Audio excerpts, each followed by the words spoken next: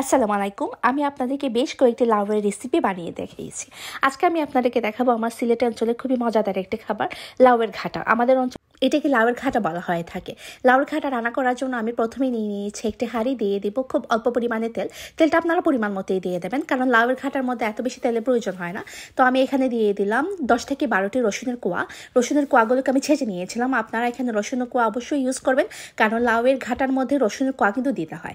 তারপর দিয়ে দিলাম 5 থেকে 6 টেবিল চামচ পরিমাণ পেঁয়াজ কুচি। আপনারা এখানে পেঁয়াজ কুচিও দিতে পারেন, পেঁয়াজ বাটাও দিতে পারেন, এটা আপনাদের ইচ্ছা। তারপরে দিয়ে দিলাম 2 চা চামচ হলুদের গুঁড়ো, 1 চা চামচ মরিচের গুঁড়ো, আর দিয়ে দিলাম 1 চা চামচ পরিমাণ ধনিয়া গুঁড়ো। দিয়ে আমি কিছুটা পানি দিয়ে এগুলোকে ভালো করে কষিয়ে নিচ্ছি। কিছুক্ষণ পর ঢাকনা খুলে আমি দিয়ে দেব মাছগুলো। এগুলো হচ্ছে মাছের মাথা।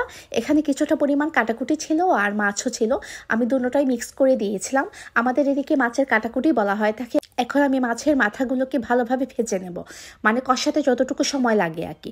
এটা আমি কেন করলাম, কারণ এরকম যদি আপনারা রান্না করেন, এই ধরেন লাউটা দেওয়ার আগে যদি আমরা মাছটাকে ভালো মতো কষিয়ে নিই, তাহলে কিন্তু খেতে খুবই ভালো লাগে। তারপর আমি মাছটাকে যখন কষানো হয়ে যাবে, তখন আমি মাছের মাথাগুলো তুলে নেব। মানে লাউটা দেওয়ার আগে মাথাগুলো আমি তুলে নিচ্ছি। এই যে দেখুন, আমার মাছটা কষানো হয়ে গিয়েছে। খুব বেশি কষাতে হবে না, যেহেতু মাছটা একদম সফট থাকে, তাই কিছুক্ষণ কষিয়ে আমি কিন্তু একটি বাটির মধ্যে নিয়ে নিচ্ছি। এতে করে কিন্তু লাউয়ের তরকারিটা খেতে খুবই ভালো হবে। মানে তরকারি কি, লাউয়ের ঘাটা যেটাকে বলা হয়ে থাকে আর কি। আর আমাদের এদিকে কিন্তু ঘাটাটা এরকমই করে থাকে। অনেকে আবার লাউটাকে আগে দিয়ে দিন, তারপর মাছগুলো দিন, এরকমও হয়। তবে এরকম খেতে আর কি মজা লাগে। এখন দিয়ে দিয়েছি আমার লাউগুলো। এই যে লাউটা কিন্তু বিশাল সাইজে ছিল, আর লাউটা দিয়েছিলেন আমার এক নেইবার, মানে আমার এক নেইবার আপা আমাকে দিয়েছিলেন।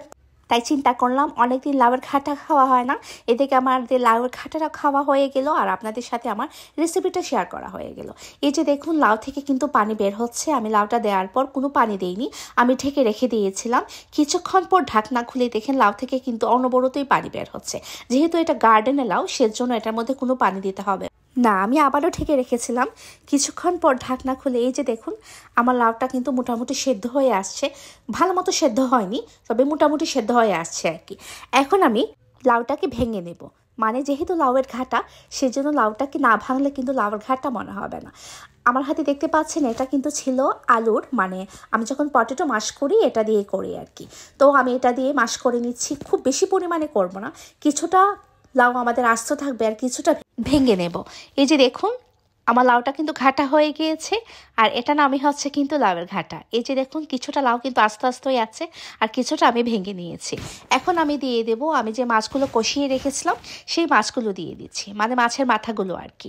তারপর বাটি থেকে মশলাগুলো দিয়ে দিচ্ছি।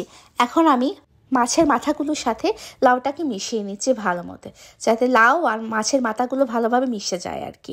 তারপর আমি বাটির মধ্যে যে মশলাগুলো লেগেছিল, সেই মশলার মধ্যে কিছুটা পরিমাণ পানি দিয়ে এখানে দিয়ে দিলাম। এই যে দেখুন, আমার লাউটা এখন আমি আবার ঢেকে দিচ্ছি, যাতে লাউটা পুরোপুরি সিদ্ধ হয়ে যায়। এখন আমি দিয়ে দিয়েছিলাম খুব অল্প পরিমাণে পানি।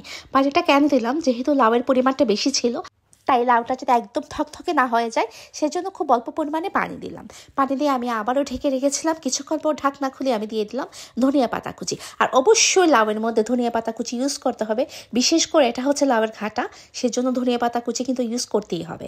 এই যে দেখুন, হয়ে এলো আমার সিলেট অঞ্চলের খুবই মজাদার লাউয়ের ঘাটা। আপনারাও এভাবে বাসায় ট্রাই করে দেখবেন এবং আমাকে কমেন্ট বক্সে কমেন্ট করে জানাবেন। আজ এই পর্যন্তই। পরবর্তীতে আরেক রেসিপি নিয়ে আপনাদের সামনে আমি হাজির হব।